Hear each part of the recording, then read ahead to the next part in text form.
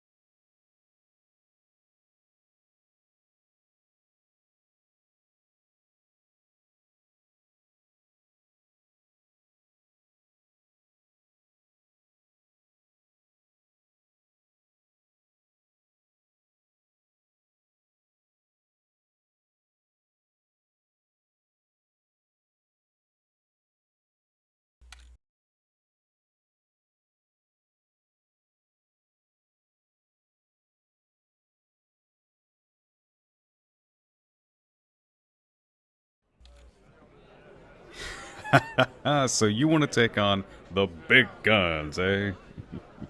Well, these guys ain't no place for a rookie. It's hell out there, fighting against man, machine, and everything Mother Nature wants to throw your way.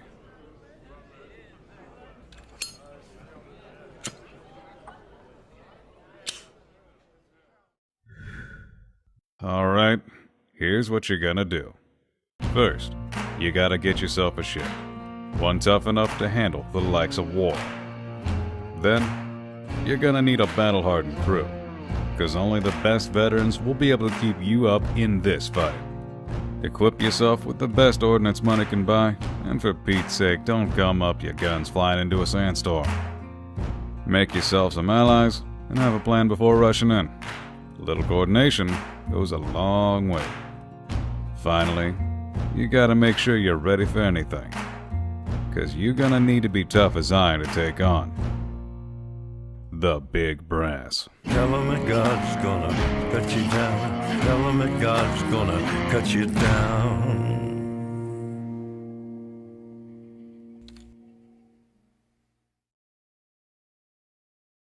Good afternoon, ladies and gentlemen. It is finally time. Welcome, everybody, to the Big Brass Revival Tournament. My name is Lysanya, not Lasagna, bringing you, of course, the Big Brass Revival Tournament here for Guns of Icarus. And with me today is my co-caster, James T. Kirk. Kirk, how you doing today, buddy? I'm doing fantastic. I'm really excited to get into this tournament. It's been a while since I've seen anything this large in the Guns of Icarus community, and I am really excited to see how this rolls out going forward.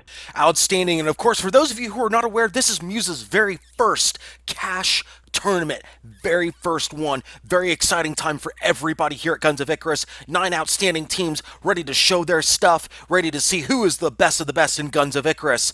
Our first matchup here today will be...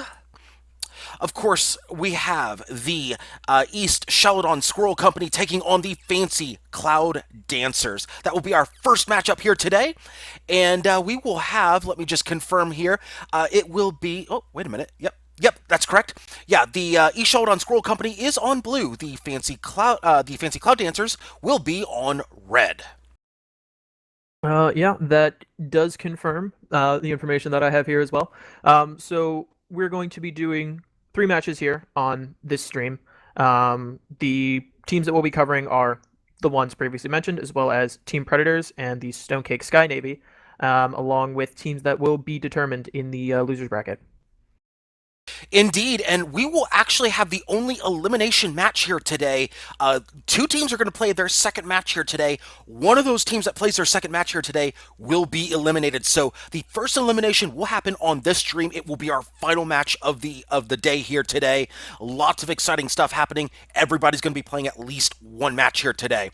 So, James, if you don't mind, while we have the lobby timer currently going, right now, for those of you who are not aware, there's about 2.5 minutes left on the lobby timer. Go ahead and go over some of the rules with our audience here today. So the Big Brass Revival is not one of the more eccentric tournaments that we have. It's a very standard 2-ship 2v2 deathmatch, where the first 1 to 5 kills will take the match. And the loser of that match will drop down into the losers bracket. It's a double elimination. So there's no restrictions on loadouts. There's no restrictions on ships that can be taken or any of that stuff. Anything goes. And these teams have been presumably practicing their loadouts and their runs for quite some time. And we're going to see who comes out on top over this 3-week tournament. Indeed, and we just got a couple minutes left before we get started. So big thanks to everybody who signed up here for this tournament. Once again, 9 teams. And of course, a big thanks to everybody tuning in, both on the main stream at twitch.tv/Guns of Icarus, and of course here at twitch.tv/That Lysanya Guy. Big thanks to everybody involved in the tournament, including Jub, who is organizing this tournament. We are going to get started here in just a moment. What we've got, of course, I know you guys are probably going to be saying, hey, what's going on with the lobby? We're going to actually have less showing of the lobby and more showing of the actual action here. So bear with us, folks. We got 1 minute left on that lobby timer. That means we're going to be getting to the action very, very shortly. All right, everybody. First match of the Big Brass Revival will be momentarily, and then we can really get into that Guns of Icarus action that we're all excited for. Indeed. Oh, man. We got a great turnout here today. Big thanks to everybody tuning in on all of the channels here. Once again, if you want to follow along with the bracket, I will actually get that posted for you here in just a moment, folks. I can post that in chat right now. I've got both tabs open. Already done. Beat you to it. I got it right in that Twitch me. chat. There you go. All right. So, yeah, if you want to follow along with the bracket, that is public to everybody. Go ahead and click that link. You can follow right along. We are match number 3 here. Fancy Cloud Dancers versus the East Chaladon Squirrel Company. And that is Fancy Dancers on red and Chaladon Squirrel on blue. Indeed it is. And we are getting started here, folks. Ooh, that did not do what it was supposed to do. Hang on. Uh-oh. Yeah, All right. that's not what it's supposed to do. Hang on, I'll fix that. In the meantime, the map we're going to today is Canyon Ambush. So there are 2 strategies that usually go on in this map. Either the teams will camp their spawns and force medium to long range engagements, or teams will try to meet somewhere in the middle in the canyon area and engage in more close range dogfighting using the canyons, walls, pillars, etc. in the area as more pieces of hard cover. So we'll see what sort of things go on today. There we go. Go ahead and take care of the ship callouts for me while we're taking care of this here, folks. Go All ahead. right, no problem. So, on the red team, which is the fancy... Oh, gosh. Fancy Cloud Dancers. Fancy Cloud Dancers, that's what it is. We have a Mobula piloted by Dementio. That is a mine launcher top, Artemis Gatling lower decks, flare gun Artemis on the outer decks.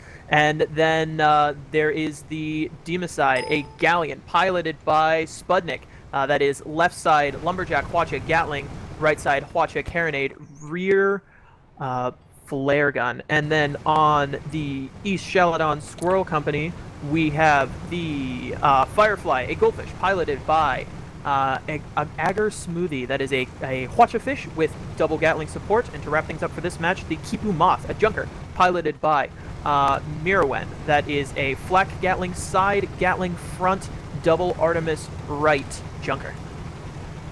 Indeed. Bear with me just a moment here, folks. I am fixing that right up. That should fix it right about there. That's good right there. Okay.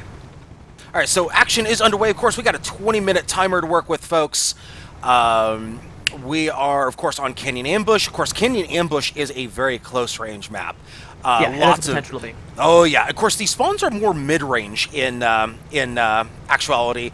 Lots of open area in the spawns. In fact, we'll go ahead and look at the spawns right over here. This is one of the spawns. This is the red spawn. Okay. In fact, we'll open up... Actually, no, that's not the red spawn, because now they've already moved. So, see, they've made a liar out of me already. Red and blue have both pushed into the canyon. Red has set up a defensive over here on the west side, looking south, but blue team is east moving west. If they continue their current course, they're going to engage on the blind side of that Mobula, and that could be very disadvantageous Indeed. for the Fancy Cloud Dancers.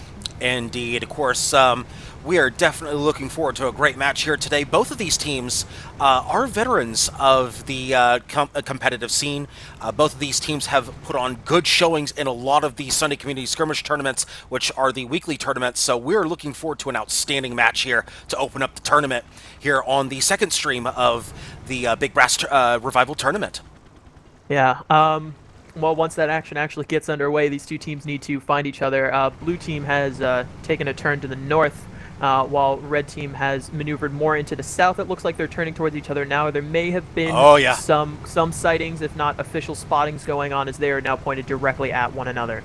I have a funny feeling we're about to get some spots here any second. In fact, that galleon is turning. I have a feeling he knows what's up.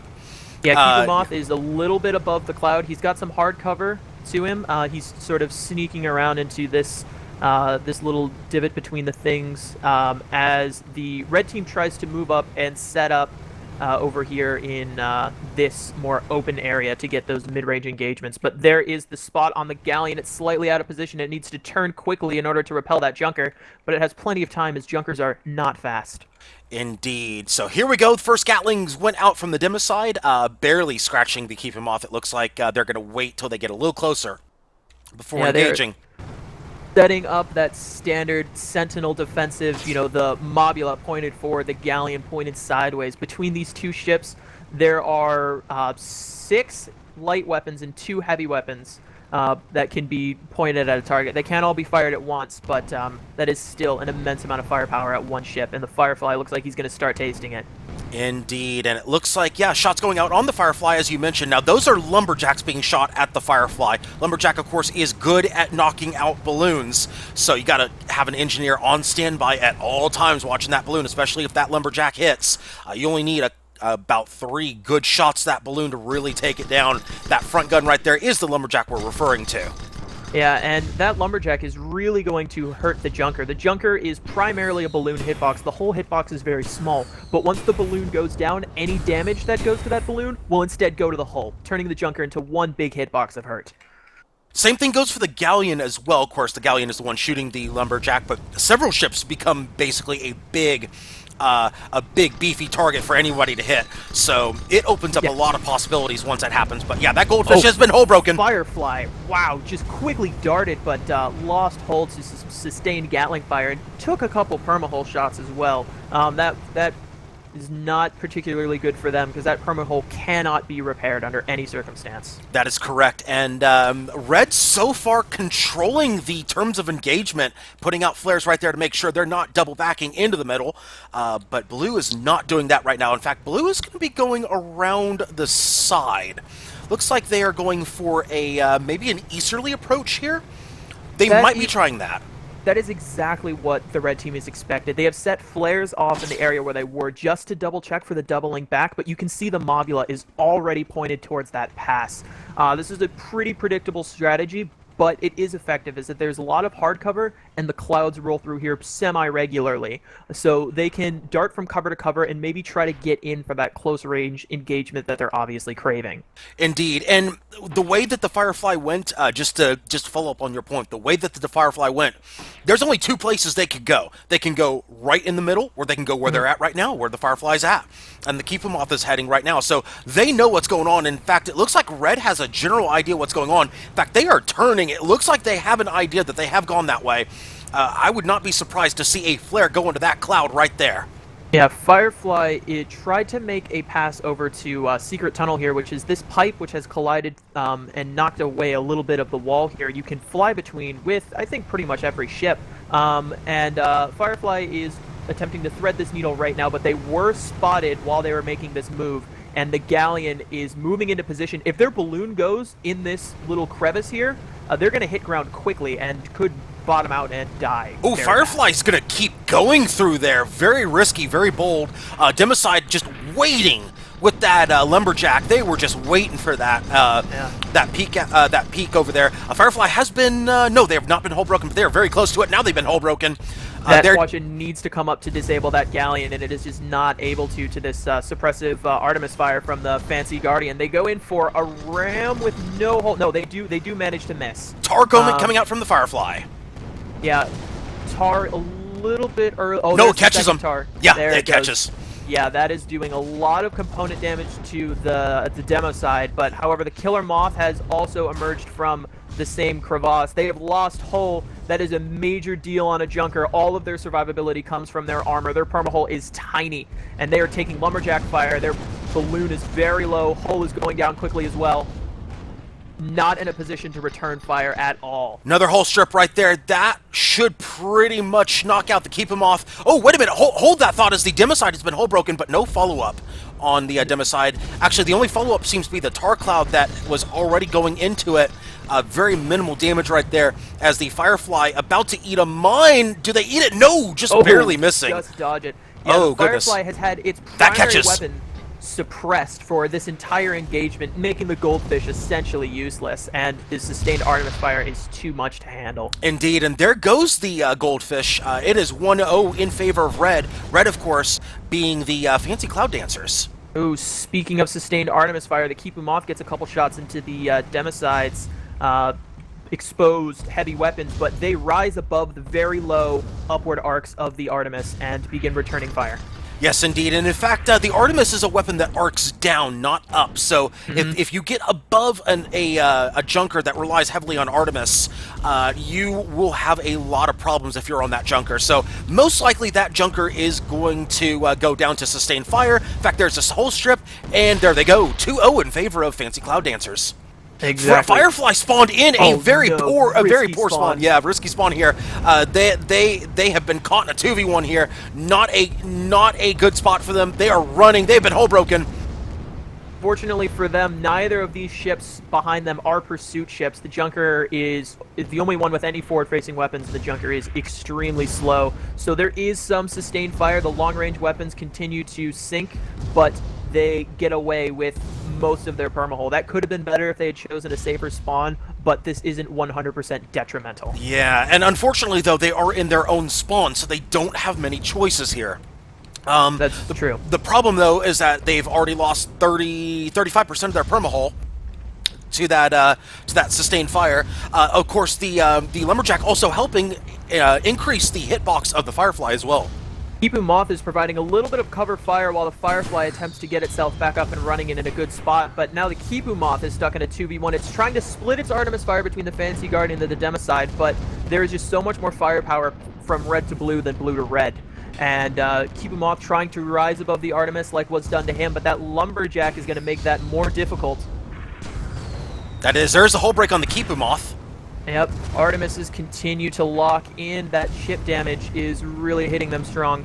Firefly finally coming in. He's making a beeline for the Fancy Guardian. Let's keep an eye on the Firefly here as they are charging very hard, very strong into the Fancy Guardian.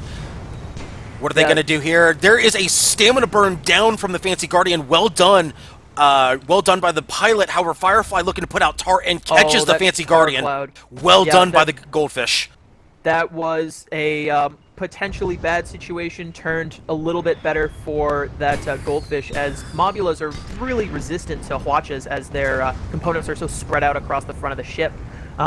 Firefly now taking fire from the Democide's other hull, and Hwacha goes a little bit low and a little bit wide as their balloon gets knocked out by that Lumberjack, and they begin to sink. Yes, they do. For Firefly, though, that was actually good play. Going back to that tar, that was good play by both sides. The Mobula doing exactly what they needed to do. And, oh, hold that. I'm going to hold that thought as the Keep 'em Off has been hull broken and goes down 3-0 in favor of Fancy Cloud Dancers as Firefly is caught with 40% perma in a 2v1. Not a good spot for them. But just going back to that tar cloud, Firefly opting, of course, to force them down as opposed to up because, of course, looking at the tools, they have hydrogen, but not shoot vent. So that means they can go up fast, but they can't really go down fast other than stamina. So they become predictable in that sense. So the Firefly going over them or shading up on the ram was going to set up the tar, a predictable tar for them, which, again, set it up into okay, it's not the worst case scenario where they don't get anything, but it's still not the best case scenario in which they get a face full ram on the Fancy Guardian. Yes, it was an excellent counterplay, and then another excellent counterplay, if you will. Keep 'em Off has respawned now in just outside of the hardcover of this pipe here that they're attempting to take advantage of before their balloon goes out, and they're not able to. Their balloon goes down, and they sink right into the arc to the Fancy Guardian. Using that has got to be Lesmont Gatling. Yes, it is. It is absolutely pushing the range that gun can fire at, and they are using it to get some really good sustained hull drops. Indeed. And Firefly, of course, waiting for his ally, did a great job there in using hard cover. So that's going to get the Keep 'Em Off into a great range, getting a side flank on the Fancy Guardian. This is a good engagement for Blue. Can they take advantage of it, though? Hwacha coming out from the Galleon, the Democide, onto the Keep 'Em Off. Keep 'Em Off not losing any guns, only losing balloon. That's a good thing right now, all things considered. Not losing any permahull. That's not the worst case scenario. Granted, they're going to be out of arcs, but that's not going to be any sustained damage. However, that hull is dangerously out low. of position right now. That they are. That push got knocked very poorly for them as their balloons went down, and they lost that altitude advantage that they need to both avoid the enemy's Artemis and engage with their own. And we are seeing the ill effects of that right now. That was a good push, but it was an excellent counterplay by Red to focus those balloons. Indeed it was, and Keep 'Em Off is caught all alone. Of course, Junkers are very slow, so that means that Keep 'Em Off, of course, with that big balloon, they're going to be in a world of hurt here any second. Of course, that balloon's popped, that's holes popped, Hwacha's going out. Yeah, they are so low right now. That Goldfish is just spawning in now a little bit further away, and this is the last point that the red team needs to take. This Keep 'Em Off is just inching behind this hardcover, manages to escape the Lumberjack, but the Gatling and the Artemis from the Fancy Guardian are still in effective range. Firefly is now taking fire from the Democide and is going to have to make an excellent play to turn this around. So we'll see what this captain has in mind. Yeah, and Red still with almost 100% permahull on both. Democide down maybe 2%. Red is in a perfect position to close out this match. All they need is one more kill, as you mentioned before. It is 4-0. Best of 5 wins this particular match. And Keep 'Em Off has been hull broken, balloon broken. They are almost ship broken. No, the Hwacha going just above. Inaccurate. The Hwacha is intended to be a close to maybe medium range weapon, and it's not because of the rocket stop, it's because how much they spread out, and we saw that they were not able to sync enough on the Keep 'Em Off to net a kill. Firefly is hanging back more than I'd like to see. The Keep 'Em Off cannot hold out too much longer. It needs to make some sort of play as opposed to just collecting fire for a couple moments while they wait for the Keep 'Em Off to recover. But that's what Red is going for. They're going to try to do exactly what they've been doing. Basically ground and pound the Keep 'Em Off. As soon as you ground him, Firefly is in a 2v1 for quite a while. Especially since the Junker needs to be higher than its enemies with those Artemi to be effective. So by just simply taking that Lumberjack and putting it into the Keep 'Em Off's balloon, you've effectively killed them without killing them. Or at least you've completely disabled them without killing them. Which allows Red to basically control the match. And that is exactly what we've seen in these past three engagements. As Firefly is beginning to, was waiting for the cloud cover. It has the cover now. The flare was fired already. The next one is going to be a while before it loads in. They are pushing, but the Keep 'Em Off is as well. They finally got their height advantage, but they're losing it quickly as that Mobula's vertical acceleration is very strong. Hwacha going into the port of the Democide, and it does disable a lot of weaponry. That Galleon is going to be out of the fight for a while. Watch the ram! Firefly needs to do something to the Fancy Guardian. Fancy Guardian is disengaging the Keep 'Em Off. Keep 'Em Off is using this now. A good tar again. Oh, I'm not so sure about that because now the Keep 'Em Off is in a 1v2. I don't know if I like that play right there.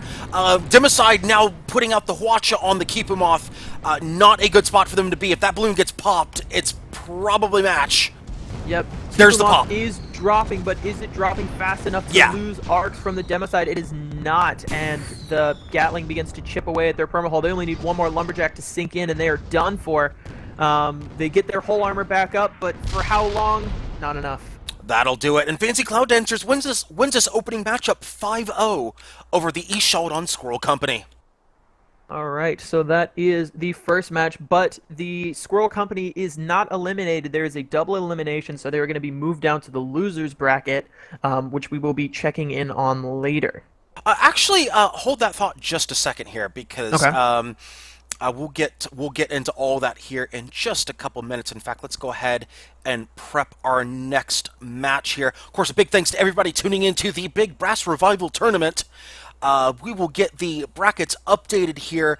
But for our first matchup here, as I mentioned before, Canyon Ambush. However, just to correct you on something, each match actually has three. Each set has 3 matches. Okay. Yeah, remember that. So each match has 3 sets. So we should actually be calling them sets. Okay. So that was Yeah. set 1. Set one Set of 1 was won by Fancy Cloud Dancers. So if the East Chaladon Squirrel Company wants to win, they need to take the next 2 sets. Yes. The, Okay. the So next it is a set is best going of 3. Yes. So it's a best of 3, and then if they lose the best of 3, then they're going to go to the Road to Redemption, the lower bracket. Okay. Yeah. I see. Yeah. So just to correct you on that. Yeah, no, good. You know, that's why we have 2 people up here in the caster seats, is we can double check each other, make sure that the information that is getting out to the people is correct. Yes. So let's see. Let's actually take a quick peek at the Twitch chat here. Let's see what people are saying. I told you before, actually, I said before the tournament that a Junker was somehow going to appear in this tournament. However, they just got 5-0'd. So much for that plan. Yep. Chat is asking. I mentioned that mobulas do sort of resist watches, and it was questioned how so. I touched on this a little bit, but their components are, let's compare it to, say, a galleon, where all those broadside pieces are really close together, and you need minimal effort to disable the entire side of the galleon, making it unable to shoot for a while. But a mobula has all of its guns placed out quite a distance from the front, so you can't just focus on one area and disable the whole thing. You have to sweep across the deck at the right speed to make sure enough rockets go in to disable each component, which is significantly more difficult. So it's not in the sense that they have any sort of actual numerical resistance to it. It's just the layout of the ship makes them more difficult to completely disable than a galleon or a junker.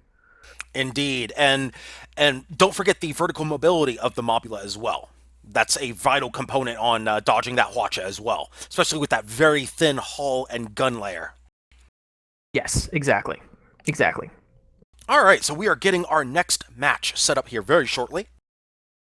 All right. How do you want me to send you the password? Well, don't care of it. Okay, got it. Control. Do All not worry right. about it. Just making sure. Oh, they changed that. Yeah, the same. Okay, same way I sent the first one. Got it. I am sending it to you now.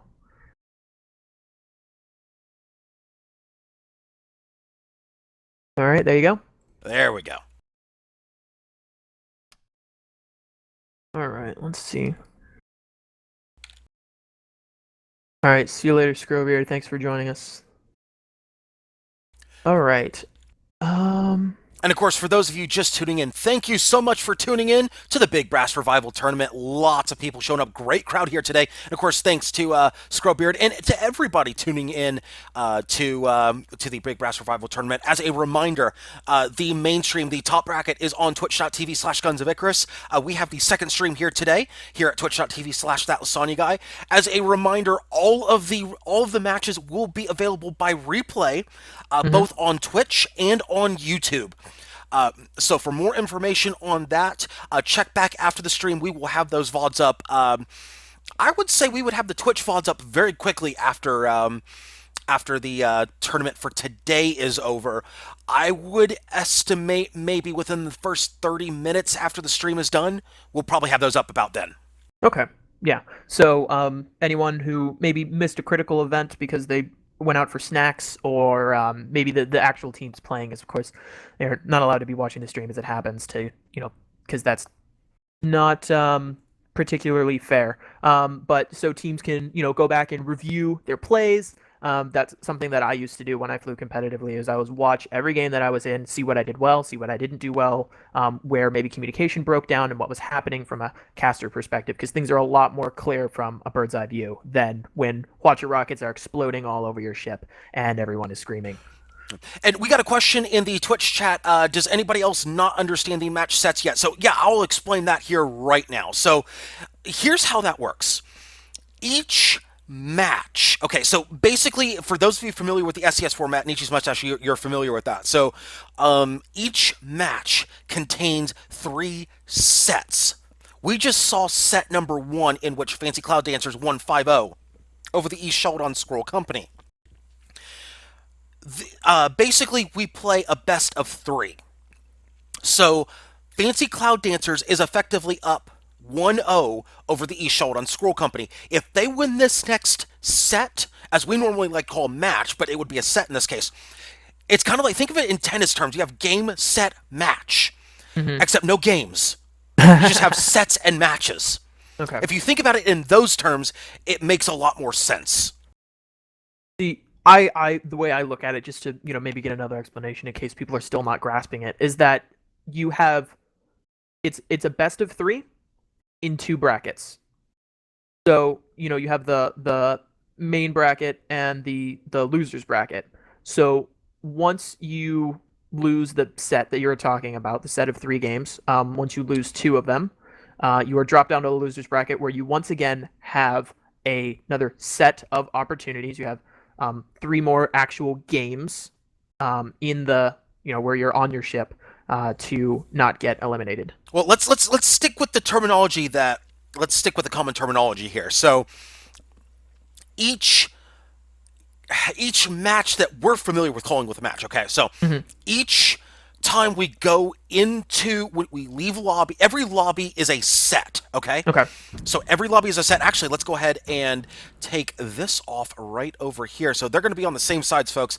We're going to have Fancy Cloud Dancers on red. East Chaladon Squirrel Company will be on blue.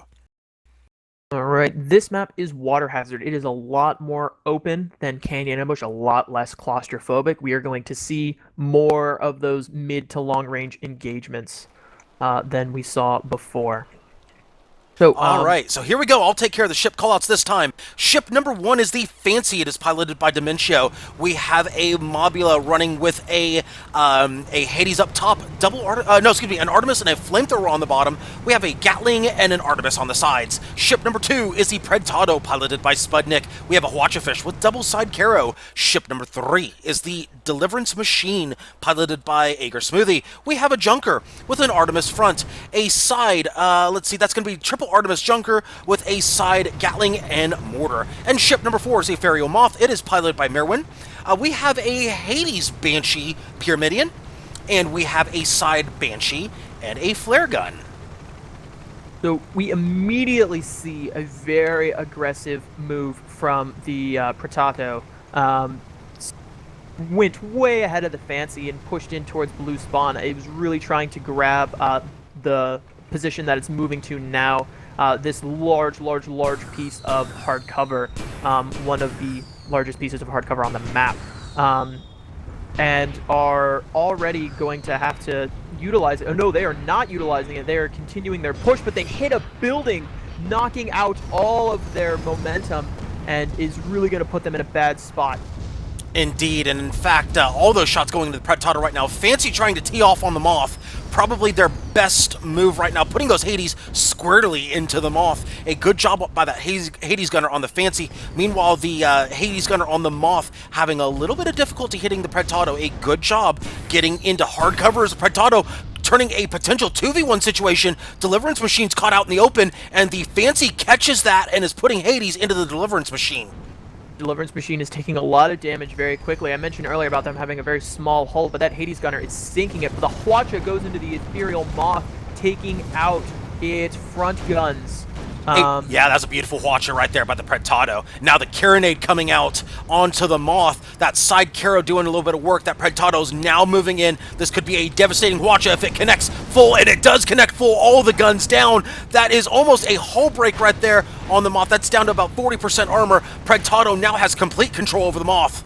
Yeah, that Carronade is going to make it more difficult for them to bring up, and they are in arming distance of the Hades. That Hades is only queuing one. Hull break on the Deliverance Machine. Hold that thought. Hull break on the Deliverance Machine. Tar going out on the Fancy. A lot of action going on here between the Junker and the Mobula, the Fancy and the Deliverance Machine. Hull break on the Deliverance Machine. Tar went out on the Fancy, though. Fancy not losing any guns. Good job on the engineers keeping it up. That may get them the first blood of the match right here. Deliverance Machine down to about a sliver of purple hull, and there they go. picking it up as the Moth is now hull broken.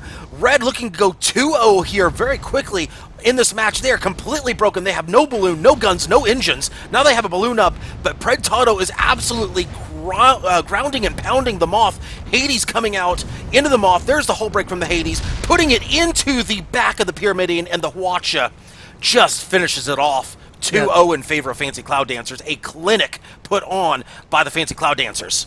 There was absolutely nothing that the Moth could do in that situation. They did not have any disable type weapons pointed in that Goldfish's direction. And their Hades, which was their main source of armor stripping, was not able to do its armor stripping because that Goldfish was too close to them. Indeed. Just great overall positioning. Now, granted, that Junker didn't do a bad job. It's just a matter of, it was a hard counter right there, especially Hades Fire from the Fancy. And let's take a look at this loadout here one more time from the Fancy. They've got a Hades up top. They've got that. Now, granted, some of you may be thinking, Flamethrower.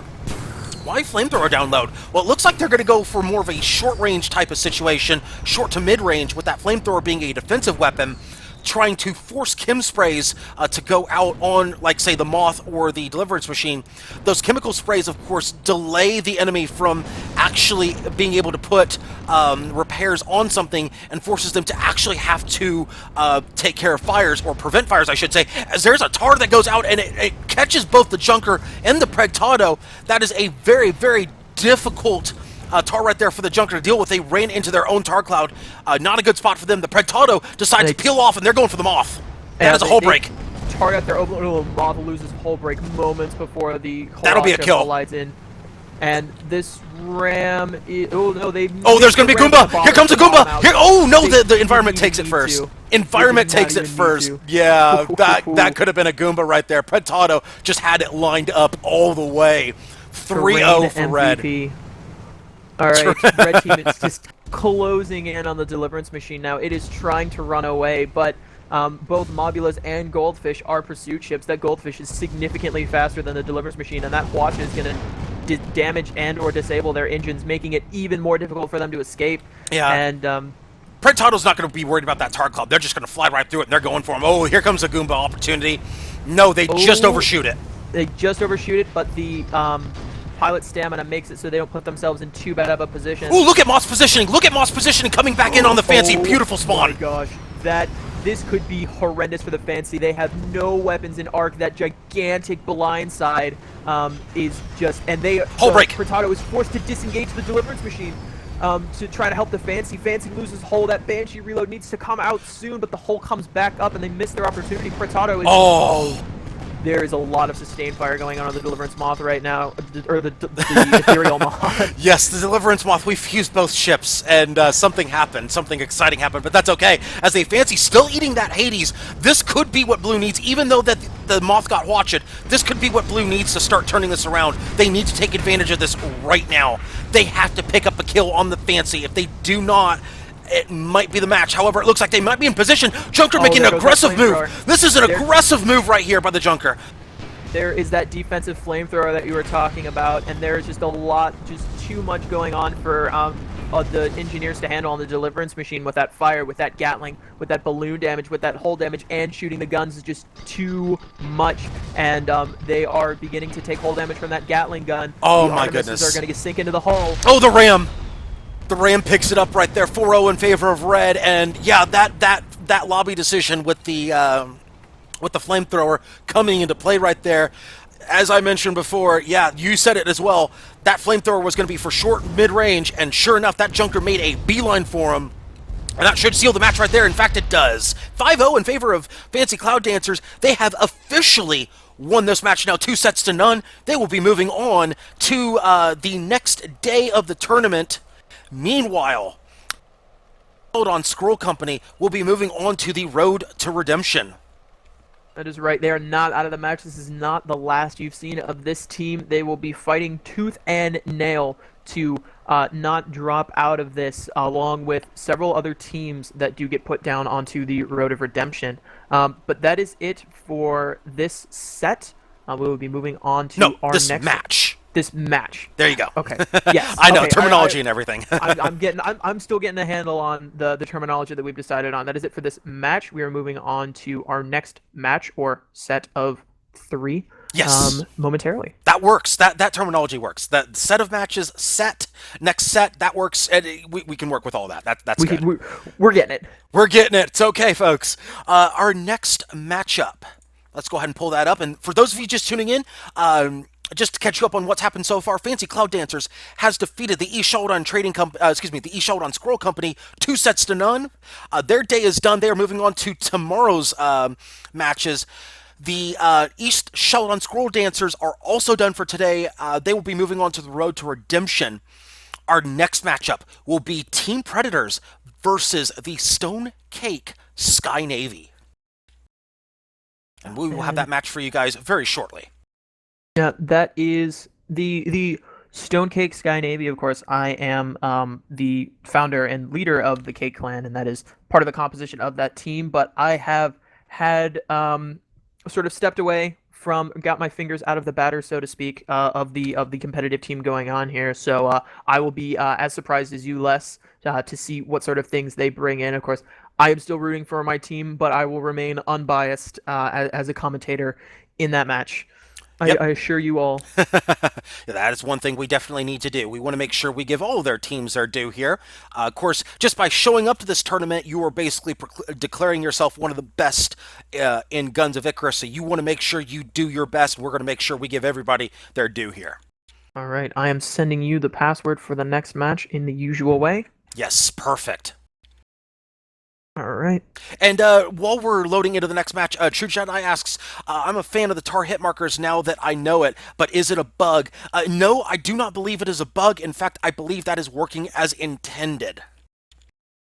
All right, that is good to know, because as a pilot, especially on ships that have poor rear visibility, like a Mobula or a galleon, even of sorts, as there's that large pillar in the way, those hit markers will be useful to know if your tar was successful. Indeed it is. And myself, I myself a connoisseur of tar, both giving and receiving. Oh boy. Yes, tar is just a wonderful thing, but just knowing, not having to guess, but knowing that the tar has hit is a wonderful thing for pilots. Yes, that's I mean, it usually on those ships with the large blind sides, you need to ask someone to confirm that the tar is hit, and I mean, that's not a major thing, but the more focused that someone can be on their role, the less distraction they have, the more effective that they can be. So this is an excellent addition to the game. Good work, Muse. It certainly was. All right, so the lobby is starting up now. It's getting populated. This is once again Team Predators on the blue team and the Stone Cake Sky Navy on the red team. That appears to be the loadouts, or rather the team compositions. Oh, there was a mix-up. My apologies. The Stone Cake Sky Navy will be the blue team, and Team Predators will be the red team. There we go. That's what we're looking for. So yeah, this is the fourth match. Our first one will be, actually, let's see. Let's just make sure. Yep, Reds there we go. On blue. Yes. There we go. So we have. Yep, Team Predator. Team Predator should be on blue. No, you have it the other way. Yeah. So did I get it right and then get it wrong? Yeah, you had it right first and then you got it wrong. Yeah. Okay. So let's do that one more time here. Let's take it from the top. This is correct this time. It has been checked and double checked. Ignore everything I've said before now. On the red team, we have the Stone Cake Sky Navy, and on the blue team, we have Team Predators. All right, that's it. That's square. I'm putting my foot down. This is it. This is the final answer. I'm locking in. Are you sure? Yeah. There we go. Okay, there we go. See, this is the way it's supposed to be. There we go. So yes, Stone Cake Sky Navy is supposed to be red, and Team Predators is supposed to be blue. Everything is right in the world. Yes, everything. Unless you're left. those left-handers. I'm a Okay. left-hander, so yeah, One of those southpaws. Yeah, I am. Oh, that's interesting. That's interesting. Yes. Fun fact, you've learned something about me here today, as nobody cares. But of course, a big thanks to everybody tuning into the Big Brass Revival Tournament here today. We are getting set for our second set of matches here. We are going in with, again, Stonecake Sky Navy in red, Team Predators on blue. Of course, both of these teams, of course, also SCS veterans. So we're seeing a lot of veteran teams so far in the tournament. A lot of teams you're familiar with, a lot of clans you're familiar with. Yes, the clans that have been around for a very long time, and that's been a sort of long-held tradition, is that the sort of event that happens on Sunday, it's gone through a couple different names, Sunday Rumble, Sunday Community Skirmish, and whatnot, that has always been used as a nice, continual, constant practice, continuous practice, to make sure that teams stay up to par for these tournaments that do come up. And then during these tournaments, teams will use those Sunday games as a chance to not only stay fresh, but maybe try some sort of new strategy. They usually don't like to reveal what they'll be doing over the next course of the week, but they might try something a little bit out of the ordinary, see how it works, and maybe incorporate what they learned from that into their primary strategy. Indeed, and that's something that we saw a lot of in the most recent SCS tournament, SCS number 130. A lot of teams preparing for this tournament. Of course, this being the biggest tournament of the year. Let's be honest here. Probably the biggest tournament, or the most important tournament, I should say, that Muse has ever run. Because let's be honest, when's the last time we've had a cash tournament? We've never had a cash tournament with Guns of Icarus. There's never been one. So I've been a part of this community since COGS 2, and which is the second major one ever run. And there, I can confirm that this is the first set of money matches. The first money tournament in Guns of Icarus history. And it's very exciting, and yes, I am honored to be here as a part of history. As am I, and of course we have day one of that tournament here. There are 2 more days of this tournament. For those of you not aware, this tournament will continue on December the 10th and December the 17th as well. We are featuring all of the first round matches here today. All teams will play at least one match here, or one set of matches here today, and of course, one team will be eliminated today, and that will be on this live stream. That will be after this set of matches. So let's actually go ahead and take an update, take a quick look at the bracket here. Let us see if we have an update on match set number 1. Did we get an update on set number 1? I'm not seeing an update on that. I'm not either. It looks like match number 1 is still in progress. That is the official bracket has not been updated yet, so we do not know who has won that and has moved on to this second grouping. Indeed. We'll try to get an update for you folks. We will update you guys here very shortly. In fact, set number 2, we do have an update for you guys. For those of you just tuning into this stream and not the other one, it looks like we have a set 2. The first match has been decided. Well, actually, the first set of the match has been decided.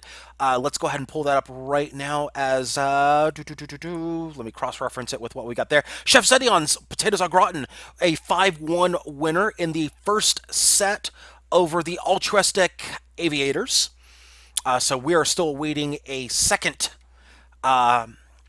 set of the match. Yes.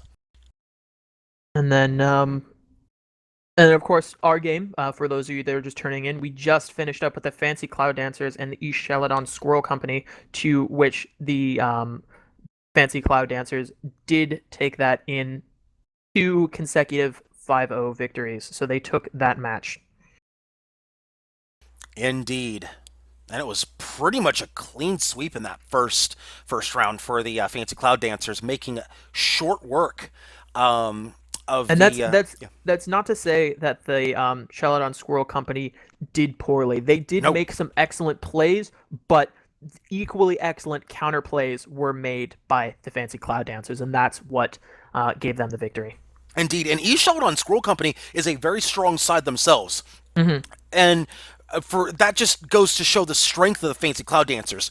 That was not meant as anything like that's not meant anything against East Chaladon Trading Company. That's meant as a compliment to the Fancy Cloud Dancers, as they are considered very strong team in this tournament. We got a lot of strong teams, like I said. You go up and down this roster. Clan, Chef Sedion's Potatoes Au Gratin, both former winners of SCS. Team Predators, themselves a former winner of SCS. I think they've won some other major tournaments as well. Fancy Cloud Dancers with a lot of strong veterans. East Chaladon Squirrel Company, again, a lot of veterans of SCS. Altruistic Aviators, an up-and-coming clan within SCS. Again, up and down the list. Cake Clan, of course, with the Stone Cake Sky Navy. Again, those guys have been veterans of a lot of tournaments in the past. In fact, they run their own tournament as well once a year. So again, and then of course you have the two new teams, Team Rocket and We Are Pirates. Again, a lot of great teams in this tournament. So just by showing up, you are saying basically you are one of the best teams in Guns of Icarus. This is basically the best of the best of the best going at each other. Just no holds barred. This is cash money involved here, folks. Cash money brings out the best in all our teams, and Fancy Cloud Dancers definitely came to play. And let's see who will come to play here in our next matchup between Team Predators and Stone Cake Sky Navy. We will be getting underway very shortly. The match timer has expired. And we will be moving into Duel at Dawn, which is the smallest map that we have seen so far today. One of the smallest in the game. It's open. There's only a couple pieces of hardcover in the map, but it is again so small that they're close together. Obviously, mid-range engagements is about as far as you can get here. Most engagements are primarily at the close range. And as I think you mentioned this as well, this is the smallest map in Guns of Icarus, 1,500 by 1,500 meters. Mm-hmm. Yeah, it is minuscule comparatively. Indeed, and here we go. Here we go with the ship callout. Ship number 1 is Cakes of Stone, piloted by the man. It is a Pyramidian Gat Banshee with a side Banshee and a flare gun. Ship number 2 is the Groot Pier. I'm sure I butchered that one, but we'll go with it. It is a galleon piloted by Lord of Spades. We have a Hwacha and Minotaur on one side. We have on the other side a Hwacha and Minotaur. Minotaur is making its appearance here in the Big Brass Revival Tournament with a Gatling and a mine launcher on the back. Ship number 3 is the Wretched Egg, piloted by Gorus Ogress. It is a Hwacha fish with side Gatling and Carronade. And ship number 4 is the St. Glaswegian's Kiss. It is piloted by Mighty Keb. We have a Pyramidian with Gat Mortar. That is a Metamidian with side Banshee and a flare gun. So, the Team Predators are making a very strong push around C Block, which is the southeast corner, trying to get a flank on Stonecake, but Stonecake is pointed in that direction, more or less. I guess they got a little inkling of what was going on, maybe a hint that they darted in that direction. The Glasswine Kiss is probably going to be focused on that galleon, trying to just, there's so much DPS in a Gat Mortar Pyramidian that they can just strip through even the tankiest ship in Guns of Icarus skirmish mode. And as you can see, Stonecake is trying to give themselves as much room as possible because they do not want that Gat Mortar Pyramidian on them too strongly for too long. Indeed, and here they come right through the clouds. Wretched Egg matching fire with the group here. Here we go with the next matchup here in the Big Brass Revival Tournament, as shots going out everywhere. Wretched Egg going after the galleon. The St. Glaswegian's Kiss got a good angle on the Cakes of Stone. A very good job getting the flank of the Cakes of Stone. A hull break though on the Wretched Egg. Wretched Egg could be in trouble here. Cakes of Stone with the ram. A great job. Oh, but the counter! But the counter! Oh my goodness! One more Banshee. One or two more Banshees would have taken out the Wretched Egg, but the problem is that they ignored the Gat Mortar Pyramidian, which you cannot do. The DPS is so strong, it can take down a ship almost instantly if it is not disabled, and that was the Groot Pier's job, but it itself was too quickly disabled by the Wretched Egg. Their hull is down, the mortars are connecting with the balloon, fortunately, but they're beginning to find their target now. The hull goes up and down just as quickly as the Glasswine Kiss getting a little bit of support from the Wretched Egg, but Cakes of Stone is in. Oh, they switched over the Cakes of Stone. A great job right there, recognizing by the St. Glaswegian's Kiss, going for the Cakes of Stone, getting the watch out. Cakes of Stone hull broken. This could be devastating for Red. St. Glaswegian's Kiss moving in with the mortar. Are knocking those mortars off arcs, saving the Cakes of Stone's life. Yes, And they do. These Minotaurs are making sure that these Wretched Egg, hull mortars are broken. not able to connect. Wretched Egg, hull broken, but they cannot follow up here. The Cakes of Stone push too far out. Watch coming out too late to pick up the kill. Meanwhile, we'll watch the St. Glaswegian's Kiss here on the Cakes of Stone. There's the kill right there, guiding them down in the environment. Remember, folks, Gravity is undefeated in competitive play. 2-0 in favor of Blue.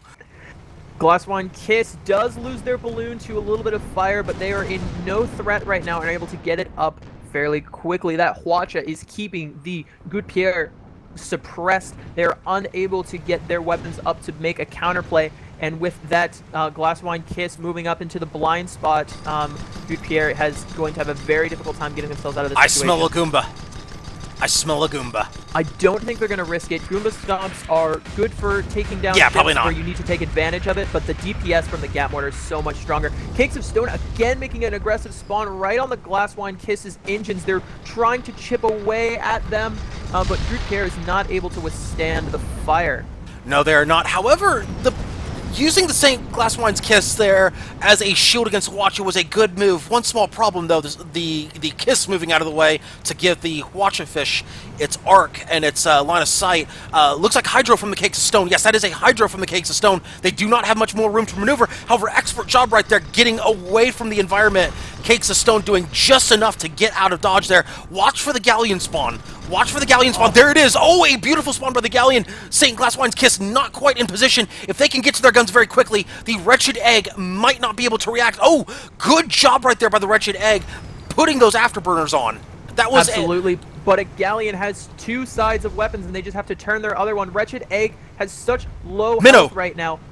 But Glasswine Kiss is coming in. I think the Groot pair can finish this off if they're watching. Yes, he can. Ready to go, which it is. Yes, he can. There it goes. Clutch right there. Rockets connect. But Glasswine Kiss is maneuvering to the Cakes of Stone's blind spot. The Permidian has a huge 180-degree blind spot that the Glasswine Kiss has just put itself into, and the Gap Mortar is once again too much DPS, too fast for a Gap Banshee Pyramidian to handle. This is oh, go ahead. Trying to drop down and get the advantageous position, but we are of course in red spawn, so Glasswine Kiss is trying to get back to the relative safety, and I don't think... Yeah, he will. He'll get there. He'll get there, especially now that he's going under. That was a great job. That was a little subtle move right there. Let me just recap what happened. St. Glasswine Kiss went low. Now, why did they go low? That's because of where the pier was. The pier bumped on this little piece of environment right there. They just bumped it with the bottom of their ship. They could not go any lower without moving forward, so basically St. Glasswine's Kiss used the environment that the Galleon was around to escape. Not line of sight, but simply just using that subtle little movement, going down under the ship to fully escape. So great job right there. Great piloting by Blue. All right, Blue has regrouped and is making another push. Glasswine Kiss is, of course, the primary target, as it has proven itself unable to be ignored. That's a bait. The Wretched Egg. Watch the Wretched Egg. They're moving in for the pier. They did get a Hwacha volley down that has done quite a bit of work to it, but the Cakes of Stone is just navigating right outside of mortar range. You saw those mortars bursting either on the terrain or just because they reached their maximum range. Don't be surprised if you see a turn on the pier here. Do not be surprised if you see it, especially with Cakes of Stone playing very, very passively. Oh, no, hold that thought. St. Glasswegian's Kiss is moving in. Could this be a joust about to happen? It could be a joust. They have identified the Cakes of Stone as the easier kill, and a Hwacha comes out to take out the mortar right before the final one goes in for the kill. They are trying to repair that weapon as quickly as possible, but the Gatling fire is going to try to get that engineer off. Mortar's trying to break him. Balloon suppression. Mortar was trying to break him. Bad choice right there. Mortar tried to break the Cakes of Stone. They did not get what they were looking for. They did get a little bit of perma, but the Gat finishes it off. And that is 4-1 in favor of Team Predators. They 5-1. Just 5-1. Yeah, 5-1. Yeah, you can't win on a 4. You can with time expiring. That's true. That's true. What happened there is that, we talked about this being a small map. We talked about all engagements being close, and the Predators were just able to take advantage of that. The Banshee excels, the Gap Banshee excels at a little bit more of a range where they can do some more harassing, but it just can't match the DPS of Gap Mortar, which has been meta for ever since the Flak got arming time added to it. Indeed, it was meta before meta was meta. Well, almost. Not quite. Gap Flak used to be the thing because the Light Flak didn't have arming time and was much stronger than the Mortar. Yes. But that is like I was that is just like I cogs was just one. putting meta into the meta so we could You meta just you while just you meta. Yeah, yeah, you wanted to that make sort of it thing. wanted to make the meta itself meta. I Yes, got you. we're making the meta. Yes, All right, it looks like we have an update very good. on the challenge that I will read to you in the Chef Zedion and the altruistic aviators. It looks like Chef Zedion took that match from 2-0, and they have moved on to the next round, while the aviators has gone down to the road to redemption. Indeed, and this is just something that I like to say. So it's kind of I don't know if I'm the one that officially coined the phrase. I know I'm the one that's been using it a lot. I guess you could say I coined it, but the road to redemption as opposed to the losers bracket. I don't like using losers bracket because I the yeah. losers bracket implies that you are a loser. You are not a loser. A lot of teams have come back in Sunday community skirmishes, which is the weekly tournament that is run at Guns of Icarus. Mhm. A lot of teams have come back from that lower bracket, the losers bracket, to win tournaments. That's why I like to call it the road to redemption, I like because it. Yeah. you are not a loser. You are just simply coming back from a setback. You are coming back. You are trying to redeem your loss and turn it into something greater. We've seen a lot of teams do it in the past. We may see a team do it in this tournament. We may see somebody come back in the Big Brass Revival tournament to do that. You never know. A lot of things could happen. We've got a lot of matches left to go before that happens. Yeah, I like that terminology. I'm going to incorporate it into my own casting technique, and of course, that it's a very good system to have the road to redemption. Because if you get just seated against the team favorite, the one that everyone expects to win first round and just get eliminated out the back before you get a chance to really get started, that kind of sucks and was just a matter of bad luck on your end. But this road to redemption system allows you to mitigate that and gives everyone an equal chance to claim that champion spot. All right, I have the next password that I am sending to you in the usual manner.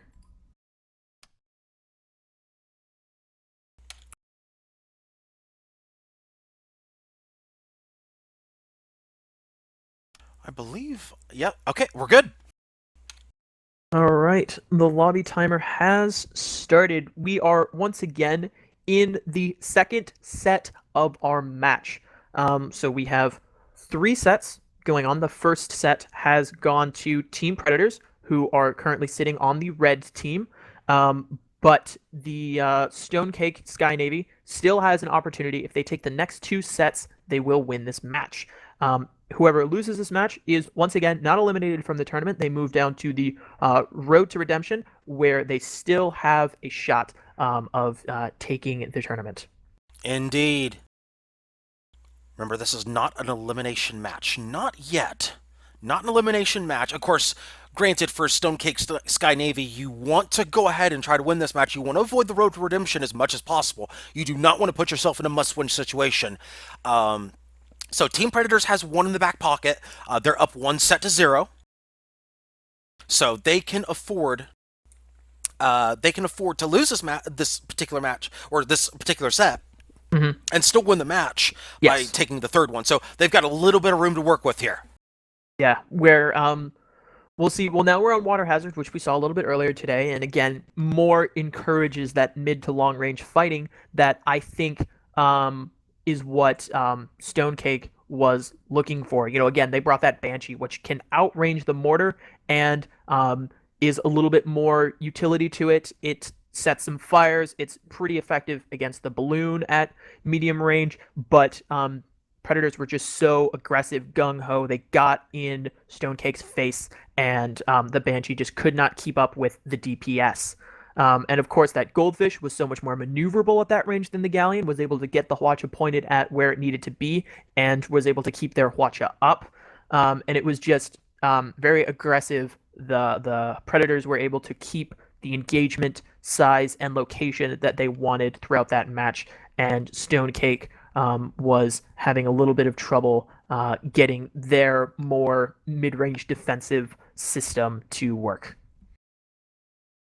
And a lot of little nuances go into this game. So, like, as you saw some of those happen in that in that last matchup, you saw little itty bitty little maneuvering things that meant a lot for Team Predators. You saw the maneuver that St. Glasswine's Kiss used to escape that 2v1. You saw little itty bitty little positioning things.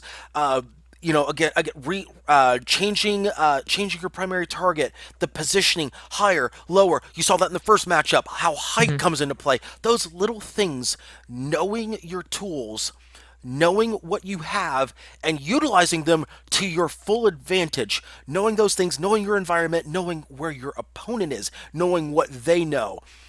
Just those little things separate the good teams from the great teams. They separate the great teams from the teams that win these types of tournaments.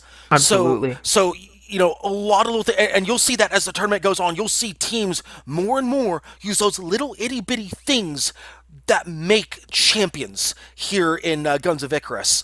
Yes. Just like you would see in any tournament. You look at tournaments like or in any other game for that matter. I won't go into I won't name names, but you can see them in all sorts of tournaments. You'll see little positioning things, and you'll see commentators. They'll be like, look at that positioning. Look at what they did leading up to it, and just those little things. And I know a lot of people watching here, when they see it, they go, "Oh, here it comes," and they just know something exciting is about to happen. They just know, just instinctively, that feeling of, "Oh my goodness."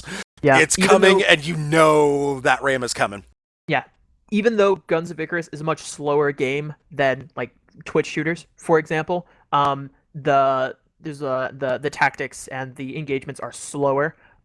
There are still that one moment that can make or break a match. And it's just that one water rocket, that one Artemis disable, that one balloon pop that can turn a match in a team's favor that they just need to hold on to. Indeed. And we're loading into our next matchup here. Our next match, of course, is on Water Hazard. As we mentioned before. Our next set. Yes, thank you for correcting me on that. It will be Team Predators red. Stone Cake is blue. Yes, and this again, Water Hazard, we saw earlier, mid-range, long-range, which is what Cake was looking for. We'll see if they're going to be able to capitalize on it. Here we go. Ship number 1 is the Wretched Egg, piloted by Gorsorgris. It is a Watcha Fish with a side Gatling and Carronade. Ship number 2 is the Sin Machine, piloted by Mighty Keb. It is a... Ooh, this one again. Look at this. It is the close-range Mobula. It is a mortar up top, a double Gatling bottom, double Banshees on the sides. We will get back to this Mobula in just a second. Ship number 3 is the Cakes of Stone, piloted by the man. It is a Gat Artemis Pyramidion with a side Banshee and a flare. And ship number 4 is the Groot Pier. It is piloted by Lord of Spades. We have a Hwacha Minotaur one side, Hwacha Minotaur Gatling on the other, with a mine launcher on the back. I do want to go back to ship number 2, the Sin Machine. This is a ship that Mighty Keb brought into SCS that kind of revitalized or brought people back into the, oh, hey, hang on a second, close range Mobula can be a thing. And now that with the recent changes, they happened a few weeks ago, the recent changes in which the gun arcs of the Mobula got turned back a little bit inward, that close range Mobula is much more effective now. This is something that could be very interesting to watch. Sin Machine is going to be a very, very interesting ship to watch going forward, especially if they break this out in multiple matches in the tournament. Yeah, Sin Machine is opening up a very long line of sight into the Stone Cakes here. He is not...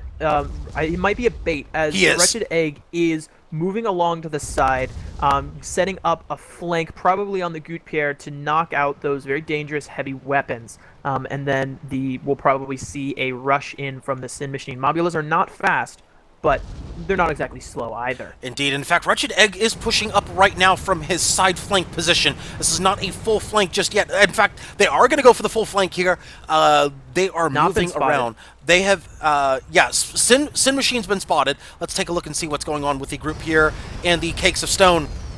Have they discovered that the Wretched Egg is coming? They're moving forward. That's exposing their engines columns to the Wretched Egg. Yeah, I don't think that they've detected the wretched egg. They might have an inclination of where it is. Yeah. But they don't know it for sure or exactly. And I think if they have an inclination that he's there, I do not blame them for this move. They want to move in that general direction, move away from the flanking position. Yes. I like the general decision making by Blue here. Yeah, definitely. notice how they've moved the galleon. They put the pyramidine between the galleon and where they're pretty sure the goldfish is, because the galleon is almost assuredly that goldfish's target. Yeah, most likely. Not 100%. You can't say it with 100% certainty, especially considering that, they could be a surprise and be like, oh, hey, watch a fish moving in, and then just pop, say, like, the engines and the side guns of the cakes of stone, and then they'll just kind of dance underneath, get the sin machine right where they want to be, and then just go all out on the galleon. They could do something like that. You never know. We've seen that happen in prior tournaments. We've seen that kind of little fancy footwork go on in the past. It depends on how they want to play the Wretched Egg. Wretched Egg is starting to make their move. Here we go, folks. Wretched Egg making their move. Cakes of Stone. Yeah, and Cakes of Stone sees them. They are making that turn. They are making that 180 very quickly. Shots going out. They disable that Hwacha. They are staying high in order to try to avoid the arc of that Artemis, and it looks like they're doing it. The Hwacha does go out on the Gutierrez, takes out only 2 weapons. Oh, very unfortunate. It's very bad as the Hwacha Return Hwacha takes out most of their weapons. The Gatling is just a lot of suppressive fire. Can the Artemis finish them off? The Banshee colliding with the balloon. Not what you're looking for in order to get that kill. Yeah, they have an Artemis, remember, on the Cakes of Stone, so the Artemis is great at disabling, not as great at killing. So the Wretched Egg, oh, that should kill him right there, 1-0 in favor of Blue. Group Pierre, however, has been hull broken. They are going down very quickly as that close-range Mobula doing some work. Oh, a great save right there by the Cakes of Stone. Look at that subtle little bump right there to stop the Sin Machine. They're physically blocking the Sin Machine from hitting the Gute Pierre. They are just... They go down. But that little delay may have actually set up a kill for the Cakes of Stone. This may be what they were looking for.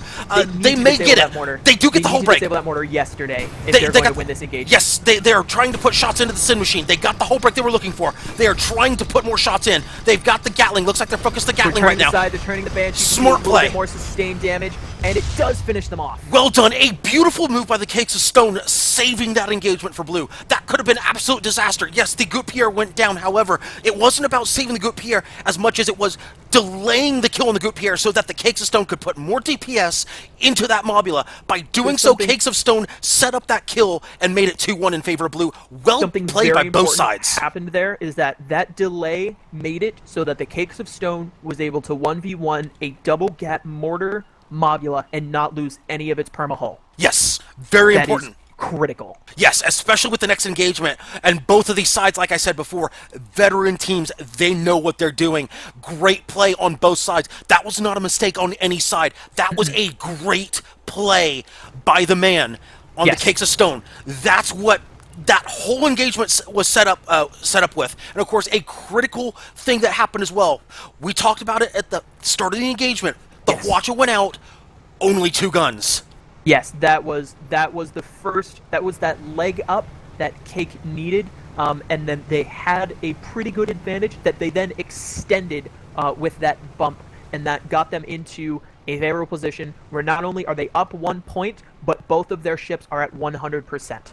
Could be very critical moving forward. We will see if it pays off for them as they are down 1-0 in this match. They need to win this match to keep the set alive against Team Predators. Very well done so far by the Stone Cakes. Yes. All right, there is a spot on the Wretched Egg. No sneaky flanks for you, sir. But Sin Machine, where is Sin Machine? Sin Machine is very far away, a couple thousand or a couple kilometers away, a couple thousand meters. I like this. Watch what's going to happen. See, here's how this is going to play out. Wretched Egg is going to be the bait. Sin Machine is going to try the flank now. They're going to try, most likely, let's actually look at their tools. They have Hydro on there. Do not be surprised if they go with a Hydro Rush on the Cakes of Time. Do not be surprised if that happens. Now, granted, it's going to depend a lot on the positioning. There will be a Hydro flank from the Sin Machine, though. They're going to go low to high. Wretched Egg, oh, that flank just got busted. They got spotted. Yeah, that is not quite as... Scratch everything I just said. Scratch everything I just said with that spot. Yeah, the Wretched Egg is kind of close. They're very quickly closing Hwacha distance, and they do fire, but it goes into the balloon and or misses. Oh, they got Egg the side guns. Loses their Hwacha. The Hwacha is down. The Gutpierre, it does lose its side guns as well. What is Cakes of Stone doing? Cakes of Stone looks like they're keeping the engage on the Wretched Egg. Sin Machine is moving in on the Gutpierre. Wretched Egg gets hull broken. Sin Machine needs to get a kill. A good block right there by the Sin Machine. Look at that subtle little block by the Sin Machine. Again, that subtle little thing that wins matches for their team. There's a kill on the Galleon. 2-2, all tied up. Cakes of Stone moving in. To finish this off before the Sin Machine can turn on them. They cannot win a 2v1, but they have proven that they can win a 1v1. They're trying. They're going to get that hard cover. A little bit of hard cover. They're going to get the hard cover. They're going to get the Wretched Egg here. That should be 3-2. It's just a matter of how quickly can they do it. This could be the same thing that happened earlier, except in reverse. Wretched Egg trying to get the... out. Can the Banshee connect? They need one rocket, but the bounce actually knocks him out of arc. Cakes of Stone has the opportunity to continue this engagement or run away as long as their engines stay up. Those mortars are going to be difficult to hit at this range. Oh, there's a kill! Oh, Environment picks up the kill on the Goldfish! What? Oh my gosh, the Goldfish bumped against the environment. Oh, that is incredible. I totally missed that. Cakes of Stone is trying to run away, but the engine damage from Gutpierre spawns is keeping them suppressed. Gutpierre spawns. Wild Watcher right there. Can't blame them for that one. They were trying anything to try to slow them down or at least get their attention. They were trying to get the Minotaur out, trying to delay them, trying to blow them off course with the double gap mortar Mobula, as we mentioned before. That's going to be a tough shot for the... oh, they do still pick it up. 3-3, all tied up. Gutpierre now in a 1v2. This could be a deadly pincer right here, depending on how quickly the Wretched Egg can get in. Let's check the map. No, they will probably have a 1v1 for the next 20 seconds. Gutpierre trying to... Oh, that's a Wild Watcher right there. Sin Machine juking with a stamina down. Gutpierre, however, is not in a position to do anything. Sin Machine's just going to wait for the Wretched Egg to come in. They're going to go low and stay low. That Wretched Egg has closed distance very quickly. A Goldfish is a very fast ship, the second fastest in the game, and it is showing it now. Maximum speed, they have closed in. The Watcher goes out. Oh, no heavies. No heavies, only the Gatling. Only the Gatling gun. So the Gutpierre is still in a really good standing right now. Good drive-by. goes in to try to knock them out of position. Cakes of Stone is moving in on the Sin Machine this time. Hydro, here we go. And there go the Gatling on the Gutpierre. Cakes of Stone is trying to get in a position for its own Gatling and does begin to connect the mortar. They're trying to disable the mortar, but they're not able to. Hwacha disables them. Cakes of Stone has nothing but an engine right now. Yeah, very devastating right now. The Galleon will most likely be the target from here. Wretched Egg is down 2 guns. They still have that Hwacha up. It looks like the Wretched Egg will probably try to Hwacha out the Cakes of Stone right here, keep him out of the engagement. In fact, there's the Hwacha onto the Cakes of Stone. That Hwacha's going a tiny bit wild. No, they do pick up the front guns. Just enough to pick up the front guns. That's going to put the... Sin Machine smells blood. They're going in for the kill while the Cakes of Stone is disabled. Cakes of Stone has one of their front guns up, but their hull drops. The mortars are going to begin to connect, and this is exactly the range you want to be for that. And now the Gutpierre is definitely stuck in a 2v1. This is probably going to go to a 4-4, as I don't see Gutpierre coming out of this one favorably. I think you mean it's going to be 5-3. Red is up 4-3. Oh, so if they pick up the kill, that's going to be it. And that will be it. I did mix up my teams, but that was close. That was a very well played match, by the way. Very well played. Yes, there was a lot of nuance in there that we talked about right beforehand. And even though the score was 5-3, the match was much closer than that. Indeed. 5-3 in favor of Team Predators, who wins the set and moves on. They have succeeded in their first round matchup. The Stonecake group, Stonecake. Oh my goodness, why am I? There we go. Yeah.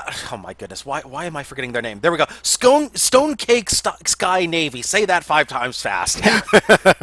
Stonecake Sky Navy will be moving to the road to redemption. And they will actually be facing, and we have an update from the other match, by the way. We Are Pirates takes it 2-0 over Team Rocket, so that is going to set up our final set of the day. Remember when I said earlier, in fact, I should probably actually put that right there. There we go. Okay, so remember what I said earlier, that somebody was going to be eliminated from this tournament here today? Yes. We're about to have that set here coming up next. Wait, there appears to be, I'm looking at the chat right now, the ref is saying you're all free to leave as there is no bracket 6. Bracket 6 was our elimination round. He says, unfortunately, one team could not show up. There is a little bit more talk going on. The ref is double checking, but Predator is definitely free to go. Okay, yeah, Team Predators won the set, so they're good. Yeah, we know that's going on. So the only thing we're waiting on right now is to see if Team Rocket, what's going on with Team Rocket right now. So hopefully, hopefully everything's in good shape here. Let's see what's going on. Referee will confirm that with us here very shortly. Yeah, if Team Rocket and the Stone Cake Sky Navy is potentially our elimination round, but if Team Rocket did not show up, they lose all of their matches by default. Yes. Which includes this elimination round. All right, I am keeping you all updated about that. As soon as I get information, I am handing it off to you all. Please do, yes. Let's see. Yes, the team that you would have fought in bracket 6 has forfeit. So the Stone Cake Sky Navy gets an automatic win. Automatic win. Okay, so if that's the case, then that means Stone Cake Sky Navy will not have a second matchup. In fact, that will mean that they will have an automatic advance to match number 8. That'll be the second round of the Road to Redemption. We'll just go ahead and call it the first round of the Road to Redemption at this point, because it will end up being the Road to Redemption first round matchup. So yes. At this no point, elimination. Yeah, no elimination here today. Elimination. Technically, Team Rocket was eliminated because they did not show up, losing by default. Yeah. But that is a little bit of sweat off the brow of the Stone Cake Sky Navy. They are guaranteed to move on to the next week, as they technically won their match. Technically, yes. But yeah, I know that a lot of people in Guns of Icarus will be like, "Hey, we want to win a match, not have So winning by default really isn't. It's not fun for us because we don't get to cast. It's not fun for the people because they don't get to play. But sometimes things happen and teams are unable to show up for some reason. Life comes before the game, even when there is some money on the line. What are you talking about, man? What are you talking about? Guns of Icarus is life. No game, no life. Guns of Icarus is more important than life itself. What are you talking about, man?